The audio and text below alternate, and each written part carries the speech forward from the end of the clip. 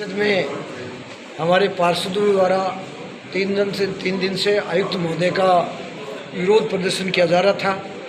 विरोध के पेटे उनकी कुछ मांगे थी, वार्डों का विकास था, उसमें उनके प्रति वो खुश नहीं थे।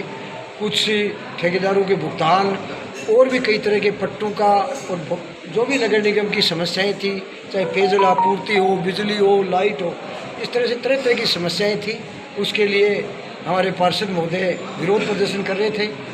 कल हमारे वरिष्ठ भाजपा के नेता और वर्तमान में जो सांसद प्रत्याशी शुभकरण जी चौधरी ने इन सभी पार्षदों को मेरे निवास पर बुलाया और इनकी सारी बातों को बहुत ही गहनता से सुना, नोट किया और उसके बाद में सभी सांसदों को आश्वस्त किया है कि राजस्थान सरकार से जितने भी आपकी मांगे हैं और जो भी डेवलपमेंट के जो कार्य हैं वो रुक गए हैं, उनको पूरा दोबारा से मैं गति दिलवाऊंगा। उसके लिए भाजपा की तरफ से राजेंद्र भामू मेरा प्रतिनिधि होगा और आप सभी आयुक्त महोदय से मिलकर अपनी बातें रखें। और आयुक्त महोदय से भी उन्होंने दूरभाष पे बात की, उन्होंने भी सकारात्मक जवाब दिया है कि जो भी कोई कम्युनिकेशन गैप रह गया और किसी कारण से कोई इनके मन में भ्रांति है वो सारी मिल बैठ के हम दूर कर लेंगे और आगे से ऐसा कोई वातावरण नहीं बनेगा और किसी को शिकायत नहीं रहेगी। तो धरना प्रदर्शन खत्म हो गया? हाँ, आज हमने शुभकरण जी के आश्वासन पर और मेरे कहने से इन लोगों ने, धरना पहले भी नहीं था, एक विरोध प्रकट था इनका कि भाई हम विरोध प्रकट कर रहे हैं, संतुष्ट नहीं थे कार्यशैली से नगर परिषद से, उसका विरोध किया था क्योंकि ये जनप्रतिनिधि हैं। तो हम लोगों ने इनसे आग्रह किया है कि भाई आयुक्त महोदय से भी बात हो गई, कलेक्टर मैडम से भी बात हो गई, एसडीएम साहब से, तहसीलदार जी से 2-3 दिन के दौरान आपने जो बातें रखी उन्होंने सारे प्रशासन ने भी हमें आश्वस्त किया है और उसके पेटे शुभकरण जी चौधरी और मैं राजेंद्र भामू ने इन सभी हमारे जो भी जुझारू और कुशल पार्षद हैं उनको मान सम्मान देते हुए इनसे आग्रह किया है कि एक बार आप हमसे ये बातें रखिए, उनका हम आपका जल्दी से जल्दी महीने भर में इसका सारा निस्तारण करेंगे और आप लोगों को संतुष्ट करेंगे, झुंझुनू की जनता को परेशान नहीं होने देंगे।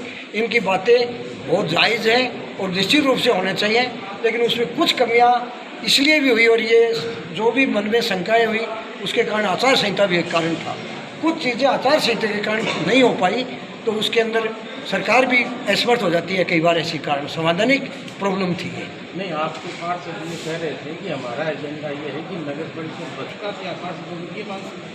भाई ऐसा कोई व्यक्ति विशेष से नहीं है, आयुक्त कोई भी हो, पार्षद तो डेवलपमेंट के लिए बना है, उस जो भी उसका वो वार्ड है। तो अपना एजेंडा बता रहे थे, हमारा तो एक एजेंडा ये बता रहे थे तो कोई समझाइश से एजेंडा इनके सामने रखा हमने तो नहीं वो तो हमें रखा है, वो सुना है नहीं इनका, वो तो ये तब है ना जब पार्षद ये नहीं वो सॉरी आयुक्त नहीं कर पाएगी तो एजेंडा है, उसमें क्या है भाई। आयुक्त कोई भी हो, उसमें कोई अनीता खींचड़ या उससे कोई मतलब नहीं है।